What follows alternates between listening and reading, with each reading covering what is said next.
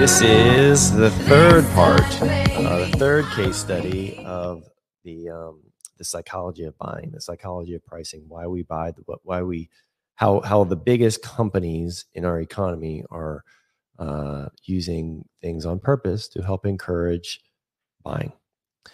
And I wanted to start this series because I think there is I think this is just good business fodder. I think it's good educationally. But also B, I'm going to try and correlate that to what I see in dentistry. And some of these, like I said, will just be just simply that. It'll just be examples of how it's a cool business thing, and that's it. There's no analog to that of dental. But because this is a dental podcast, I'm trying to loop things back in. Okay, so if you're just tuning in, again, we've done one on IKEA, we've done one on Costco, and drew in the correlation to dentistry in those. This is part 3 or this is the third one. This is going to talk about Apple, and this is mainly going to be focusing on the packaging and the experience of what the packaging helps create, which is probably one of the harder things to kind of try to loop back into dentistry. Although you're going to see there's an example towards the end where it's talking about multi-sensory stuff. I think that is the takeaway from the Apple process. If you don't know who I am, my name is Dr. Peter Boulden. I am a co-founder of the Bulletproof Dental Practice podcast, along with my co-host, Dr. Craig Spodak in Delray Beach, Florida. And together we have about 45 years of dental experiences, 7 locations between us. And our mission is to create life-changing impact for dental entrepreneurs through our Bulletproof pathway, through our conferences, our summits, our masterminds, all the things. Okay. So without further ado, I'm going to change this. And you can see here now, we've got a new fancy branding. You see to follow us and subscribe and all the things, right? This is a template on the new service we're using. So I encourage you to engage with us on Instagram. It's at Bulletproof Dental Practice. Looking at the YouTube channel, go join our mighty networks at bulletproof.dental if you haven't done so. Things like that. We have the bulletproofsummit.com, which talks about the next summit. We have Bulletproof Mastermind, which talks about mastermind.com, which talks about our upcoming mastermind classes, all the things. It's just fun helping dentists grow. All right. So again, I gave a lot of context to why I thought this was going to be a little bit harder, because we're really just going to be focusing on Steve Jobs as a human and the packaging as it relates to the iPhone. So number one, and these are all been based on this thread that this guy named Trung Phan has done on Twitter, and it was done back in almost a year ago. But I saved it and I was like, God, this would be good fodder, good content. Everything is content for the podcast and looping things in. Okay, I feel like I'm rambling now. So the first example, Steve Jobs announced in 2007 that the iPhone was coming out. I kind of remember that time period, actually. I remember thinking, like, this is the weirdest shaped looking phone I've ever seen. I remember getting my first text message, as a matter of fact, and be like, what is this? I didn't understand it. How did this person write me? But during the presentation of his 2007 reveal, he noted that it had been noted that Apple filed for 200 patents for the device. And one of the patents was the actual packaging for the case. So it's unusual in certain instances like this, where some of the intellectual property, like the IP, is associated with packaging. So right then off the gate, like, Jobs was obsessed with making sure that the packaging, even that experience, was protected from an IP standpoint. So Jobs, and number two, so Jobs and his and another employee, he had a longstanding employee, Johnny Ive, they understood the value of packaging, and basically Ive recounts that Steve and I spent a lot of time on packaging. I love the process of unpacking something. You design a ritual of unpacking to make the product feel special. Packaging can be theater. Number 3, as someone who has seen before their iPhone, has gotten an iPhone box, right? They know that it's a special thing, meaning the cardboard special, the pictures are vivid, it feels substantial in your hands. And this is because they have literally put in so much design and prototype. There's someone who is a packaging room at Apple and hundreds of prototypes, and they keep increasing that experience, just like they keep increasing their software or increasing their hardware, right? It is what am I saying? It is being modified no different than the hardware and software, making the experience. It's almost following in suit to that, because Jobs was obsessed with that whole initial experience. Even before you use the phone, even before you hold the phone in your hand, even before you use the iOS operating system. Okay. So number 4. So what are they looking for when they were going through this packaging thing? So Jobs wanted to make sure it had this luxurious feel to the boxes, right? Does it feel almost has that matte finish, right? It feels luxurious in your hands. Does it have the right amount of friction when you open it to create that drag and that brief pause when you open it? There's that air pocket, like release, right? It has to be just right. So no different than when a magician reveals something, Jobs knew the power of anticipation and designed that into the packaging and the reveal of the iPhone. This is again all you um, before you even use the product. And so if we kind of stop for a second and say, like, how could this apply to dentistry, right? From a packaging standpoint, I think that it starts presenting this psychology of this is going to be different, right? This is going to be a different experience.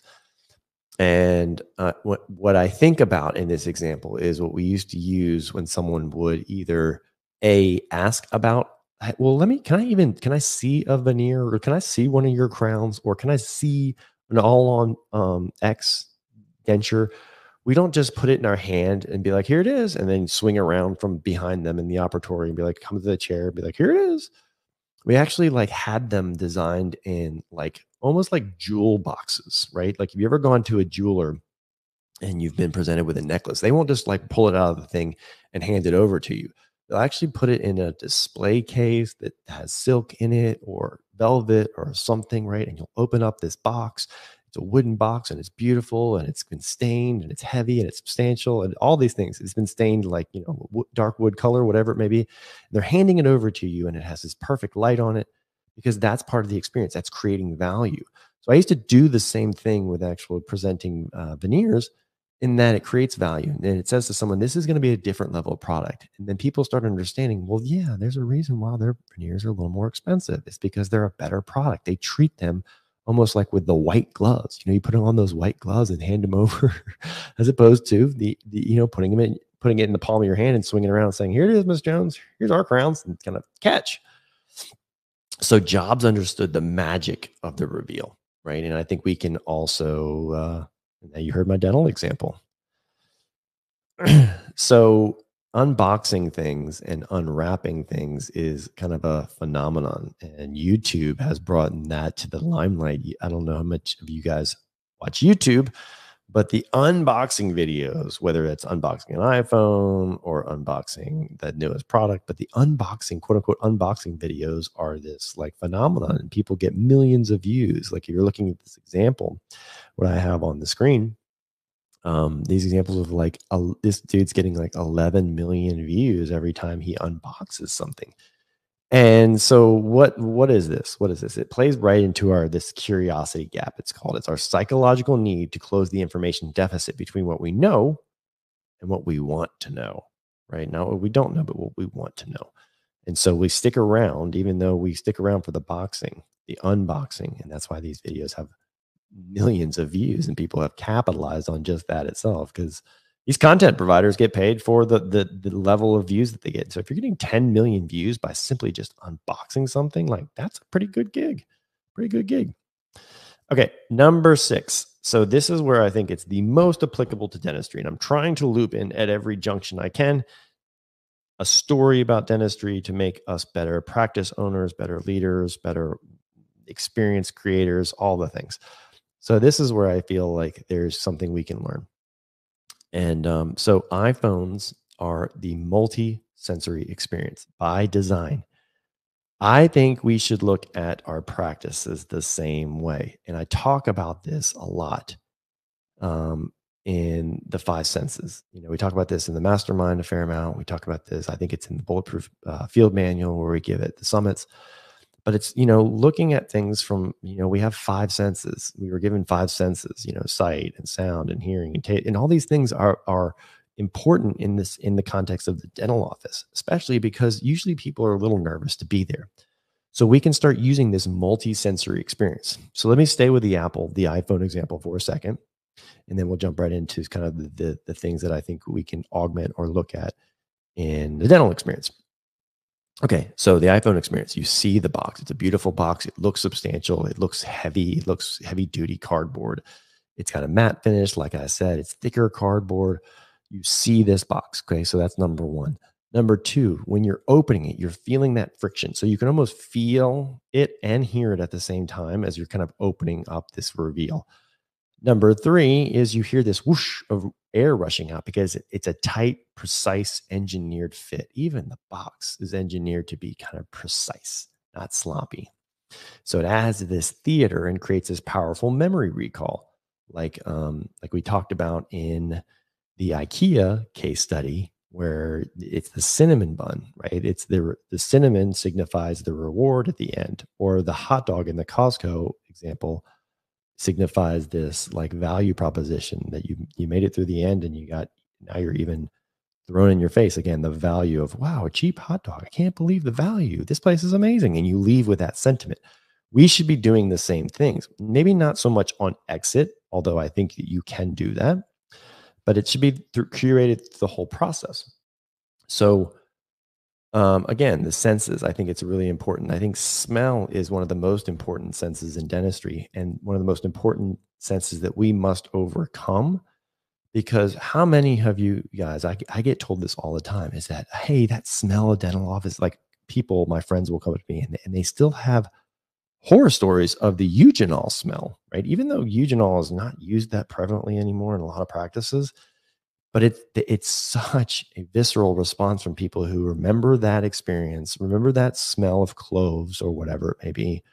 I guess it's cloves. Eugenol is a clove, but it smells clovey. I guess it's an essential oil at some point, but it's a very distinct smell, right? And so they remember that, and they remember the pain or the bad experience that they had at that point in time. So people, that can create this, like I said, this visceral response. To overcome that in dentistry, I think that we should be focusing on the smells that are good. Maybe it's not cinnamon buns, but have you ever heard of offices that actually have like they bake the cookies and such now, right? They created those Otis Spunkmeyer cookies. I used to work at my first practice I ever worked at, had, baked cookies. And I think it was to overcome that experience, overcome that whole eugenol effect. I'm coining the term eugenol effect now, apparently. But it was to overcome that. And then in dentistry, I think we can start even going one step further, meaning at the end of the experience, I think you can be spraying towels with things that are synonymous with spas, whether it's eucalyptus or lavender or, I don't know more of the sense than that. But, putting that on the hand towel as someone's getting cleaned up from, impression material or whatever it may be, or just something to freshen up. It's the reason that airlines, hand out a hot towel, because it feels good. It's a memory associated with, this is about to be a different experience, whether it's before dining or you're in first class or whatever it may be, right? So people associate that. So there's powerful effects to the sounds, right? I think sounds are a big thing. People hear that high pitched, right, of turbine driven hand pieces, which is why electrics are kind of a little bit better, and in my opinion, for combating that. Yes, they're a little more expensive. Yes, they're more involved, but there's a reason electrics are popular, and it's not just because they put out a massive amount of more torque. Yes, I know dentists love that they just go right through and they never stop, but right, the fact that they are so much more quiet, I think, starts combating that recollection, that bad memory recall of maybe childhood or previous poor experiences that may have been had. I don't know. But again, sight, sound, hearing, smell, all the touch and the touch of things. That's why, so be looking, I guess I won't belabor this point, but be looking, audit your experience, audit your sensory experience from top to bottom, meaning visually from your website, And then when someone enters your building, like, how does your furniture look? How's the dust bunnies look? How's it clean? Is your staff? Oh my gosh, I just got caught saying the thing that I bust people on the most. Are your team members dressed well and polished? Are they looking in the eye? Are they greeting you? All the things, like, audit from top to bottom, all the way through your experience, and be focusing on this on the senses of someone that has a multi-sensory experience, and where can you augment that, right? Can you pipe in music, right? Can you give someone noise canceling headphones? Can you pipe in scents? Can you make the chairs a little more comfortable? Can you make I don't know. Point is audit it, look at it, look for little incremental improvements that you can help implement. Not everything right away, but just implement to increase the experience, because the experience that the patient is going to receive is going to be the great differentiator going forward in our industry, right? Dentistry, people can quote unquote go and get dentistry anywhere, but they can't get the experience that you could potentially create in this curated experience, where it's one that's focused on the site and the customer service and the smells and the sensory and all the things. You see? Okay. All right. I'm going to keep going down. So, again, example number seven says even every small detail was looked upon in this ritual of opening, whether it's pulling the plastic off or looking at the earbuds that are held in this origami paper, and all this happens before you actually get to their product of actually it being a phone, and all this happens before you even turn the phone on. And number 8 says, even if you're not a fan of Apple, it's easy to see how a customer can use the heuristic, meaning, and the quote is this: wow. And so they're thinking this, the consumer's thinking this: wow, if they're spending this much time on the packaging, the rest is probably pretty good too. This is probably going to be a really kick-ass phone. And so Jobs was kind of obsessed with that. And he gives a story example of his father and he were building a fence. And basically the father said, you got to make the back of that fence look as good as the front, even though no one's going to ever see it. They will know. You will know. And that will show that you're dedicated to making something perfect. And so that's a quote by Walter Isaacson. But Jobs talked about that, is in terms of he wanted everything to be perfect, the experience to be perfect, the packaging to be perfect, the product to be perfect. And so he's obsessed with things, even things that people weren't going to necessarily see. And that's pretty cool. That's a pretty cool thing, to be obsessed with that level of I'm going to say patient experience, that level of consumer experience. And it's a reason why it's the number one. There's a reason why there's 2 billion phones made. 2 billion Apple iPhones have been made. It's a reason that they are kind of the leader in the stock market right now, right? Almost a multi-trillion-dollar company. And I believe it starts with things like this psychology of creating value to the product in which they produce. Okay. So number 9 says Apple's packaging in general has a clear understanding of human psychology and how people shop, right? So they're using pictures more than words. They're using real life imagery on the front of the iPad boxes or things like that. They're using big, cool imagery, and they're using very clean, minimalistic designs, right? All these things go into it. And I think we can correlate this to this of our website, meaning don't tell people about a product. Use video. Don't write a bunch of text down, because people don't want to read much about things. They want to be told and shown. Even in your consultations, I always say, get a damn iPad when you're trying to describe something. Show them the cases you've done. Show them the process of things you want to show. Don't tell. Use pictures, not words. And that is how I'm going to correlate that one into dentistry. Number 10 is actually talking about the iPod, and I'm actually the old school iPod, and I'm not going to really go into that one because I don't think there's much there. But number 11 is pretty funny, and I think it's the sure sign that Apple packaging has reached a new level versus other consumer tech products, is that people hoard these iPhone boxes, and it's actually a meme on the internet. And I, for one, started laughing when I saw this example, because I have a little cabinet in my house where it's an iPhone museum, iPhone box museum, where I haven't thrown them away. I don't know why I didn't. Maybe it's that psychology of why you never throw away even old credit cards, because it's like, you just feel like they have value. And so it's just funny. So there, it's on Twitter. It's almost been a meme. Is that? And someone said this at Bisserat says, I don't know who needs to hear this, but throw away that box your iPhone came in. You do not need it. You will never need it. And it had tons of retweets and likes and such associated with that. Because I think that strikes a chord with everyone. I think we all hoard our iPhone boxes, which is interesting, right? It is just a damn box, but we give it so much preferential value that we want to almost save it and think that we're going to keep it and reuse it as storage or maybe a jewel case or something. But that is, I agree with this last number 11, is that is the sure sign it's reached a whole new plateau, a whole new level. So that's it. I'm going to continue to kind of keep doing some of these case studies because, like I said, and I know I emphasize this on the front end, and now I'm doing it on the back end. But just because there's not a direct dental correlation to every one of these, I think it's good to kind of raise your business acumen. I think success leaves clues in all industries, and it's just wise and fun and interesting. And educating yourself on this is it's just good. It's just good. It's just good practice. So I'm enjoying this. I'm hoping you are as well. And we will see you next time on the Bulletproof Dental Practice Pod.